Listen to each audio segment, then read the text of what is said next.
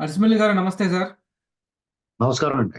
Sir, Amaravati 1500 రోజుల ఉద్యమం అంటే అమరావతికి ఎవరు కూడా బయట వాళ్ళు రాకూడదు అనేటువంటి ఆంక్షల నుంచి, అసలు నిర్బంధం నుంచి, అంటే వెళ్తే అరెస్ట్ అవుతారు అనేటువంటి ఒక పరిస్థితి నుంచి నేడు 1500 రోజులు ఉద్యమం జరుపుకుంది. మీరు కూడా వెళ్ళారు. అసలు మీ అనుభవం ఎలా ఉంది? గతానికి ఇప్పటికీ మీరు చూసిన మార్పు ఏమన్నా ఉందా?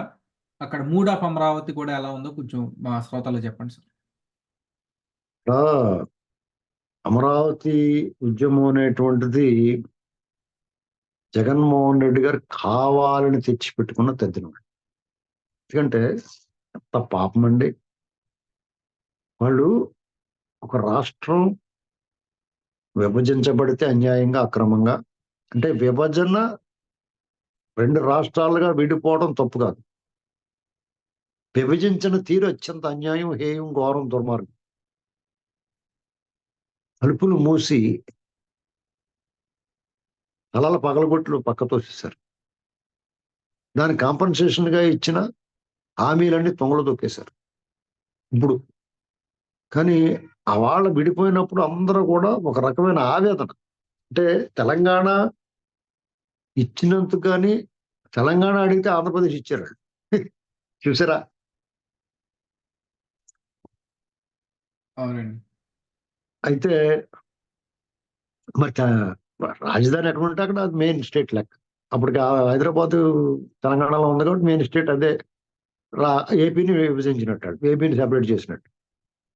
మరి దానికి బదులుగా రాజధాని నిర్మాణం, పోలవరం ఇలాగ అనేక విభజన హామీలు ఇచ్చారు. ప్రత్యేక హోదా. దానికి రైతులు అక్కడ వాళ్ళున్న పరిస్థితి ఏంటంటే ఒక రకమైన బెంగ, భయం, ఆందోళన, అసలు మన భవిష్యత్తు ఏంటనేటువంటి దిగులు ఉంది అందరికి. అప్పుడు చంద్రబాబు నాయుడు గారిని ఎన్నుకున్నారు. ఆయన కూడా రాజధాని ప్రాంతాన్ని అమరావతి ప్రాంతాన్ని రాజధానిగా నిర్ణయించి మరి అక్కడ రాజధాని రాజధాని అంటే అయిపోదు కదా! అక్కడ మనం దానికి తగ్గ ఇన్‌ఫ్రాస్ట్రక్చర్ సరిపడగా ల్యాండ్ బ్యాంక్ ఉండాలి. ఇయన్నీ ఉండాలి. దానికి రైతులకి ఒక పిలిపిస్తే ఆ పూలింగ్‌లో, సమీకరణలో భూములిచ్చారు. నిజంగా చాలా గొప్ప విషయం అండి అది. అదొక కేస్ స్టడీ. పాఠ్యాంశం కింద చేర్చాలి దాన్ని. ఆల్రెడీ చేర్చారు కొన్ని చోట్ల. ఆ రైతులు మరి కొంత అభ్యంతరాలున్నా, కొంతమంది స్వల్పంగా, కొంతమంది ఉద్దేశపూర్వకంగా ఇబ్బంది పెట్టి అంటే ఈ ఇచ్చినోళ్ళు ఇవ్వగా మిగతా వాళ్ళు ఎక్కువ రేట్‌కి అమ్ముకోవచ్చిన స్వార్థ బుద్ధితో కొంతమంది చేసినా, ఏమైనా 99% రైతులు భూములు స్వచ్ఛందంగా ఇచ్చారు. మరి ఎకరం ఇచ్చినోళ్ళు పావు ఎకరమే ఇస్తున్నారు ఆళ్ళకి. నువ్వు రూపాయి ఇచ్చి పావలా తీసుకుంటావన్న స్వార్థం ఉంటాడు ఎవడన్నాను? ఈ పనికిమాలినోళ్ళు అన్నారు. విమర్శించారు. కులముద్రేశారు. ప్రాంతానికి ప్రాంతం మీద ద్వేషం వెళ్లగక్కారు. రకరకాలు. అయినా ఆ రోజు వాళ్ళు భూములు ఇచ్చినప్పుడు రాష్ట్రం అంతా కూడా సంతోషించింది. విభజన గాయం మర్చిపోయేటంతగా. అంటే విభజన గాయం అయింది. ఒక రాజధాని, భూములు ఇయన్నీ వచ్చినప్పుడు ఒక రకమైన అందరికి కూడా ఉపశమనం కలిగింది. అయితే అట్ ది సేమ్ టైమ్ కొంతమంది ఈర్ష్య, ద్వేషాలు, అసూయలు పెరిగిపోయినాయి మనాళ్ళలోనే, ఆంధ్రప్రదేశ్‌లోనే. దాన్ని ఆసరాగా తీసుకొని విషం చిమ్మటం మొదలుపెట్టారు. అమరావతిని భ్రమరావతి అన్నారు, కమరావతి అన్నారు. తర్వాత ఆ వైభవాలను లేట్ చేసేస్తున్నారన్నారు. తాత్కాలిక భవనాలన్నారు. రకరకాల ఇక ఆటంకాలు, అడ్డంకులు ప్రపంచ బ్యాంక్ లోన్ ఇవ్వకూడదని పిటిషన్‌లేసారు. ఎన్‌జీటీలో కేసులేసారు. ఎన్ని రకాల అడ్డుకోలు, అడ్డంకులు అడ్డుకొని నువ్వు కట్టలేదన్నారు. అసల వీళ్ళనుకున్నదే ఇప్పుడు ఆ భూ సమీకరణ, ఈ లింకులు, ఆటంకాలు దాటుకొని ఎప్పుడు మొదలెట్టాలి? ఎప్పుడు పూర్తి చేయాలి? ఇప్పుడు మీకు భారత పార్లమెంట్ భవనం కట్టారు. ఎప్పుడు మొదలెట్టారు? ఎప్పుడు పూర్తయింది? అది కట్టినప్పుడు గ్రాఫిక్స్ ఉండవా? ఒక ప్లానింగ్ ఉండదా? ఇప్పుడు ఆర్కిటెక్ట్ ఒక ప్లాన్ ఇస్తాడు కదా! దాన్ని ఇప్పుడు గ్రాఫిక్స్‌లో చూపిస్తున్నాడు. ఎవడు చూపించడండి. ఇదివరకేమో ఓ పెన్నో, పేపరో తీసుకొని కాగితం మీద ఏసేసేవారు. అంతకుముందైతే పలక మీద రాసేవారు. అలాంటిది రకరకాలుగా అడ్వాన్స్ అయ్యి గ్రాఫిక్స్ చూపిస్తున్నారు. ఇలా వస్తాయి ఈ రూపురేఖలు. మరి ఇల్లు కట్టుకుంటే కూడా ఇస్తారు కదా! ఆళ్ళు. ఇప్పుడు అపార్ట్మెంట్లు కడతాం ఇలా ఉంటదని చెప్పేసి ఆళ్ళు ఒక బ్రోచర్ ఏస్తారు కదా! అందులో రకరకాలుగా. అలాగే ఆళ్ళు రెడీ చేస్తారు. దాన్నేమో గ్రాఫిక్స్ అన్నారు. వాళ్ళకున్న పరిధిలో చాలా ఎక్కువ చేసినట్టు గత ప్రభుత్వం. అయినా సరే అన్ని రకాలుగా విషం దానికి తోడు మోడీ గారిని పిలవడం వాళ్ళు చేసింది పెద్ద తప్పు. ఆయన అవన్నీ చూసి ఆయన ఎందుకు పిలిచారు, ఇదంతా చూసి భలేగా పేరు వస్తుంది, నాకు కూడా పేరు వస్తుంది, సహకరిస్తాడు అనుకుంటే, ఓరు బాబు నాకన్నా మంచి పేరు వచ్చేది కదా నన్ను చెడగొట్టేస్తానికి, ఎవడ చెడగొట్టి కూడా దొరుకుతాడా బాబు అని వెతుక్కుంటే జగన్మోహన్ రెడ్డి దొరికాడు అలా. ఆయనకి కేసీఆర్ గారిని జతేసాడు, వీళ్ళిద్దరిని కలపడానికి నరసింహాన్ని ఉపయోగించాడు. ఇలాగనమాట అసలు పెద్ద ప్రీ ప్లాన్డ్ గా ఆంధ్రప్రదేశ్ ప్రజల్ని, రాజధానిని వాళ్ళందరూ వంచారు, వాళ్ళంతా అన్యాయం చేశారు. దానికి వంక చంద్రబాబు గారిని ఓడించడం అనేటువంటిది చంద్రబాబు గారిని బూచిగా చూపించి మొత్తం లాగేశారు వాళ్ళు. దాన్ని ప్రజలకు నష్టం చేశారు. సరే, ప్రభుత్వం మారిన తర్వాత పోనీ వాళ్ళ హయాంలో ఉన్న పూర్తి చేయాలి కదా, వాళ్ళ పేరు తెచ్చుకోవడానికి. పూర్తిగా విధ్వంసం, సర్వనాశనం చేశారు. విధ్వంసం సంపూర్ణం. నేను అదే చూసాను అక్కడికి వెళ్ళిన తర్వాత. అసలు ఆ రోడ్లు మీకు వెలగపూడి నుంచి అనంతారం వెళ్తుంటే అసలు ఆ రోడ్డు అండి అది. మా పొలాలకు వెళ్ళి దారి కూడా చాలా బాగుంటది మా ఏరియాలో. అంతకన్నా దారుణంగా ఉంది. చుట్టూ కంచి విత్తనం మొక్కలు, ఇంగ్లీష్ తొమ్మంటారు దాన్ని, అయ్యి రోడ్లు అసలు రోడ్డు కాదు, అది డొంకదారి కూడా కాదు. పైగా రోడ్లు తవ్వుకుని వెళ్ళిపోయారు. దొంగతనాల్లో అదొక విశిష్టమైన దొంగతనాలు. వీళ్ళంతా రివర్స్ రకరకాల అవి. అసలు ఆ చుట్టూ చాలా బాధ వచ్చిందండి. నేను ఎవరినన్నా సరే చంద్రబాబు నాయుడు గారు సరిగా కట్టలే, జగన్మోహన్ రెడ్డి నిజాయితీ ఉంది పరిపాలన అని చెప్పి మాట్లాడుతున్నారు కొంతమంది మాజీ ఐఏఎస్లు, ఐపీఎస్లు. వాళ్ళని కాళ్ళు చేతులు కట్టేసి జీబులో వాడేసుకుని ఈ అమరావతి ప్రాంతం అంతా తిప్పి అక్కడి నుంచి మళ్ళీ హెలికాప్టర్ పెట్టి గచ్చిబౌలి గట్రా తీసుకెళ్లి చూపించాలండి. ఒక దార్శనికుడు విజన్ 2020 అంటే ఏం చేశాడో అదే దార్శనికుడు ఇక్కడ ఏం చేయాలనుకుంటే ఏం చేయనివ్వలేదు, ఏం విధ్వంసం చేశారనేటువంటి స్పష్టంగా చూపించాలి ఆ వ్యత్యాసాన్ని. ఇంత దారుణం నిజంగా. మనం ఒకసారి 2 సార్లు వెళ్ళి అలా చూసిన దానికి మనం ఎంత బాధపడుతున్నామే. భూములు ఇచ్చి వాళ్ళ భవిష్యత్తు మీద ఆశతోటి రాష్ట్ర ప్రజలకు ఒక ఆత్మగౌరవం, ఆత్మవిశ్వాసం కలుగుద్ది. మన రాష్ట్రం, మన రాజధాని మన రాష్ట్ర ప్రజలకు మనం ఇచ్చామనుకున్న దాన్ని నువ్వు దానికి రకరకాల చేసి వాళ్ళు నిరసన వ్యక్తం చేస్తే, వాళ్ళకి ఒప్పందాలను వమ్ము చేస్తే, వాళ్ళు నిరసన వ్యక్తం చేస్తే వాళ్ళ మీద పాశవికంగా దాడి చేసి దుర్మార్గంగా, ఎంత దారుణం అండి. వాళ్ళని ఎన్ని నిర్బంధాలు, ఎన్ని ఆటంకాలు. వాళ్ళ ఊరు, వాళ్ళ ఇంటికి వాళ్ళు వెళ్ళాలంటే ఆధార్ కార్డు చూపించాలా, దారిలో కంచెలేస్తారా, అమ్మవారికి పొంగళ్ళు ఇవ్వాలంటే పోలీస్ నిర్బంధాల, ఆంక్షల,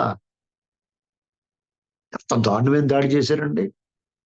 వృద్ధుల, మహిళల, పసిపిల్లల, రైతు కూలీల్ని దారుణంగా దాడి చేసి రక్కి గిల్లి గిచ్చి రైతుల బేడీలకు సంకెళ్ళేసి, చేతులకు సంకెళ్ళేసి వాళ్ళ మీద అక్రమ కేసులు బనాయించి నోరెత్తితే గొంతు నెక్కుతామని చెప్పేసి నిరసన వ్యక్తం చేయడానికి అవకాశం ఇవ్వకుండా వాళ్ళ సొంత ప్రజలు, వాళ్ళ సొంత ప్లేస్ లో వాళ్ళు శిబిరాలు నిర్వహించుకుంటే కూడా ఇబ్బంది పెట్టి 3 రాజధానులు మొదటి ఆలోచన చేసి అక్కడ శిబిరాలు ఏర్పాటు చేసి, పోటీ శిబిరాలు ఏర్పాటు చేసి, లా అండ్ ఆర్డర్ విఘాతం, వాళ్ళు స్టేట్ స్పాన్సర్డ్ ప్రాబ్లమ్స్, వాళ్ళు కావాలని శాంతి భద్రతలకు విఘాతం కలిగించడానికి ప్రయత్నం చేశారు.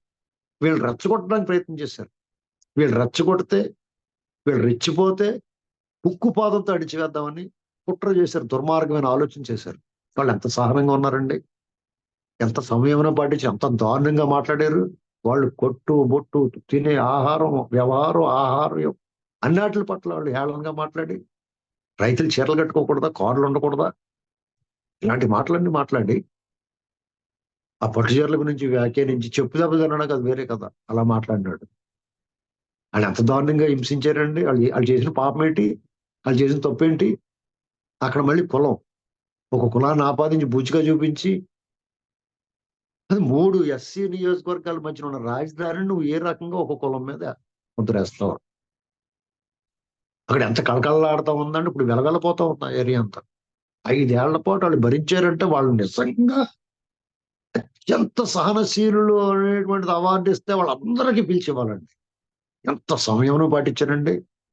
మాకు ఇక్కడి నుంచి ఎప్పటి నుంచైనా చూస్తున్నప్పుడు ఆ పోలీసులు దాష్టీకం, ప్రభుత్వం చేసే దుర్మార్గం, వాళ్ళు మాట్లాడే మాటలు శ్మశానము, ఎడారి, ముంపు ప్రాంతం అని చెప్పేసి వీళ్ళ మీద మానసికంగా వేధిస్తున్నప్పుడు వాళ్ళతో మైండ్ గేమ్ ఆడుతున్నప్పుడు కోర్టుల్లో రకరకాల విసెంట్ భూమి ఇచ్చేస్తాం, మీ భూములు అమ్మేసుకుంటాం, అక్కడ నిర్మాణాలు పాడు చేసేయటం, అక్కడ వచ్చిన కంపెనీలు వెళ్ళగొట్టేయడం, ఇవన్నీ చేస్తున్నప్పుడు వాళ్ళు ఎంత మానసికంగా కొంతమంది ప్రాణాలు కోల్పోయి దాదాపు 700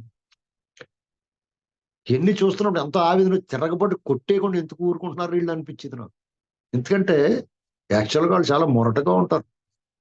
పల్నాడు, గుంటూరు కారం అండి వాళ్ళు. మగవ మాంచాలలో ఝాన్సీ లక్ష్మీబాయి, రాణి అబ్బక్క గురించి మాట్లాడుకున్నాం మనం, విన్నాం చరిత్రలో. వీళ్ళు అంతకేం తీసిపోరండి, కానీ ఎంత సహనం సమయం పాటించారు. సహనానికి అసహనం వచ్చి అంత సమయం పాటించారు వాళ్ళు. నాకు ఒకసారి ఎంత వివేకంతో ఆలోచించగలిగి కూడా ఎందుకు ఊరుకున్నారు, పట్టు కొట్టేయొద్దు వాళ్ళు అనిపించింది నాకు. అలా చేసి ఉంటే వాళ్ళ పరిస్థితి ఏమైపోయినండి వాళ్ళ. ఇవాళ వాళ్ళు విజయం సాధించారు. 1500 రోజుల పాటు వాళ్ళు ఉద్యమాన్ని కొనసాగించారంటే ఇది ప్రపంచంలోని చరిత్ర. ఇది న్యాయస్థానాల్లో ఉపశమనం కలిగించినాయి, ఊరటనిచ్చినాయి, కానీ పూర్తి పరిష్కారం చూపించలేకపోయినా వాళ్ళు కూడా అపభావ నాటకం ఆడుతున్నారు. దానికి కారణం ఏంటంటే వీళ్ళు మళ్ళీ సుప్రీంకోర్టుకి వెళ్ళటం, మేము చేతులు ఎత్తేయటం, మాకు రాజధాని అక్కడే ఉంటుందని చెప్పడం, కోర్టులో బయటకు వచ్చి మళ్ళీ ఇంకో కేసు వేయటం, సుప్రీంకోర్టు దగ్గర రకరకాల విన్యాసాలు. శంకుస్థాపన చేసిన వాళ్ళు ఏమో ఫెడరల్ వ్యవస్థ, వాళ్ళ ఇష్టం రాష్ట్రాలను మాట్లాడటం. ఎంత హింస, మానసిక వేదనండి ఇది, మామూలుదా. 4 సంవత్సరాలు 1500 రోజుల పాటు వాళ్ళు ఏ రోజు వాళ్ళ ముఖంలో చూడండి ఇంకా ఆ దిగులు పోలేదు. రేపు ఈ కుట్రదారులు అందరూ కూడా రాజకీయ ముఖ చిత్రమే కనబడకుండా పోయిన రోజుని వాళ్ళకి స్వల్ప ఊరట. వాళ్ళ సంకల్పం, సత్య సంకల్పం ఏదైతే ఉందో అది నెరవేరిన రోజే, అమరావతి నగర నిర్మాణం జరిగిన రోజే వాళ్ళు పూర్తి స్థాయిలో ఉపశమనం. ఏమైనా కానీ వాళ్ళ పోరాటానికి ప్రతి ఒక్కళ్ళు మద్దతు ఇవ్వాలి. అది సాధించారు వాళ్ళు. న్యాయస్థానం వాళ్ళు ఇది ఒక ప్రాంతానికి పరిమితమైంది అనేటువంటి మాటని, ఇది కాదు, ఇది మా కోసం కాదు, 5 కోట్ల ఆంధ్రుల కోసం అనేటువంటి దాన్ని వాళ్ళు న్యాయస్థానం నుంచి దేవస్థానం వరకు ఒక పాదయాత్ర చేసి అనేక కష్టాలు, నష్టాలు, ఆటంకాలు, అడ్డంకులు ఎదుర్కొని వసతి దొరకని పరిస్థితుల్లో రోడ్డు మీద, నడి రోడ్డు మీద భోజనం చేశారు వాళ్ళు. నడి రోడ్డు మీద అంటే ఆకుల్లో కాదంటే రోడ్డు మీద, నేల మీద అన్నం తిన్నారు వాళ్ళు. దారుణమైన దాడికి గురయ్యారు. పోలీసులు అత్యంత పాశవికంగా వ్యవహరించారు. అధికారులు ఇటుక బెడ్లు ఇచ్చి కొట్టారు, పొత్తుకడుపు మీద తన్నారు, గోడతో గిచ్చారు, నకిలీ పోలీసులను ఉపయోగించారు. రెండా అసలు వాళ్ళు ఈ ఉద్యమం చేయటంలో వాళ్ళు అసలు వాళ్ళ దగ్గర వాళ్ళు నేర్చుకోవాలి ఎవరన్నా సరే. అంత సహనం ఎలా వచ్చిందో నాకు అర్థం అవ్వలేదు. తిరిగి మళ్ళా న్యాయస్థానం to Devasthanam padayatra super success అయింది. ప్రజలందరూ యాక్సెప్ట్ చేశారు, వీళ్ళ బాధను గమనించారు. నిజంగా అన్యాయం జరిగింది మన రాష్ట్రానికి, వాళ్ళొక్కళ్ళకి మాత్రమే కాదు, ఈ పాలకుడు మన రాష్ట్రం మొత్తానికి అన్యాయం చేశాడు అనేటువంటిది ఒక్కొక్కళ్ళు వాళ్ళ స్వీయ అనుభవాల ద్వారా మొదట్లో ఏమనుకున్నారో ఆ అబద్ధాలు నమ్మిన తర్వాత వాళ్ళకి అర్థమైంది అతను అసలు స్వరూపం, వికృత స్వరూపం. తను ముసుగు తీసిన తర్వాత వికృత మనస్తత్వం బయటపడింది. ప్రజల్లో మార్పు గమనించి అరసవెల్లి పాదయాత్ర మాత్రం అడ్డుకున్నాడు. గోదావరి జిల్లాలు దాటి వెళ్ళడం లేదు, ఎందుకంటే వాళ్ళకి అర్థమైపోయింది ప్రజలు నమ్ముతున్నారు అమరావతి రైతులు. మనం చేసిన దుర్మార్గం ప్రజలకు అర్థమైపోతుంది. ఆ పోలీసులు కూడా అంతకంత వాళ్ళందరూ తప్పించుకోలేరు, అది వేరే విషయం. ఈ లోపల మళ్ళీ కుట్రలు, కుతంత్రాలు, పోవర్ట్లు, ఈ అమరావతి ఉద్యమాన్ని కైవసం చేసుకుని దానివల్ల లబ్ధి పొందాలి, అనేక రకాలు ఇందులో ఉంటే సహజం. ఏమైనా ఓవరాల్ గా వాళ్ళందరూ కూడా పట్టిని పట్టు విడవకుండా పట్టు వదలని విక్రమార్కుల్లాగా ఈ క్రూరుడైన పాలకుడి మీద వాళ్ళు సాగిస్తున్న పోరాటం అద్భుతం, అనిర్వచనీయం, అనితర సాధ్యం అని చెప్పుకోవచ్చు. వాళ్ళందరికీ కూడా మనం చేతులెత్తి నమస్కరించడం తప్ప ప్రస్తుతానికి మనం ఇంతకన్నా మనం ఎలాంటి పరిస్థితుల్లోనే సరే వాళ్ళకి మద్దతుగా నిలవటం మన తక్షణ కర్తవ్యం. ఆ రాష్ట్ర ప్రజలందరికీ కూడా వీళ్ళు కూడా రేపు రాబోయే ఎన్నికల్లో అన్ని ప్రాంతాలకి తిరిగి బృందాలుగా కానీ విడివిడిగా కానీ వెళ్ళి వాళ్ళకి ఏం అన్యాయం జరిగిందో, ఈ పాలకుడు ఎంత వంచకుడో, ఎంత నయవంచన చేశాడో అందరికీ అర్థమైంది. ఇప్పుడు చెప్తే పూర్తిగా వింటారు. ఇనుము బాగా ఎర్రగా కాలిన తర్వాత అప్పుడు దెబ్బేస్తే టక్కుమని మనకి ఎలా కావాలంటే అలా ఉంటుంది. ఉప్పుడు నమ్ముతారు. వాళ్ళ చెల్లి కూడా సాయం చేస్తుంది ఇప్పుడు అని అని అలాంటి వాడు. కాబట్టి వాళ్ళందరికీ కూడా వాళ్ళ అకుంఠిత దీక్ష, వాళ్ళ పట్టుదల, వాళ్ళ సహనం, వాళ్ళ సంయమనం, వాళ్ళ ధర్మ నిరతి, వాళ్ళ త్యాగం ఇవాళ పరిపూర్ణంగా వాళ్ళకి ఫలాన్ని ఇస్తానికి సిద్ధంగా ఉంది. ప్రకృతి వాళ్ళకి సహాయపడుతుంది. ధర్మాన్ని కాపాడేవాళ్ళు, ఆ ధర్మమే వాళ్ళు రక్షిస్తుంది అనేటువంటి నేను పూర్తిగా నమ్ముతున్నాను. తప్పకుండా సార్. దేనికంటే వాళ్ళు నిజంగా సరే వాళ్ళకి ప్రతిఫలం ప్రభుత్వం నుంచి వచ్చినప్పటికీ త్యాగం మాత్రం త్యాగమే. భూములు ఇచ్చారు అందరూ ఉదారంగా. వారు ఈ రోజు ఇలాగా రోడ్డు మీద ఉండడం అనేది కరెక్ట్ కాదు. వారికి త్వరగా సాంత్వన చేకూరాలి అని ఆశిద్దాం సార్. ధన్యవాదాలు.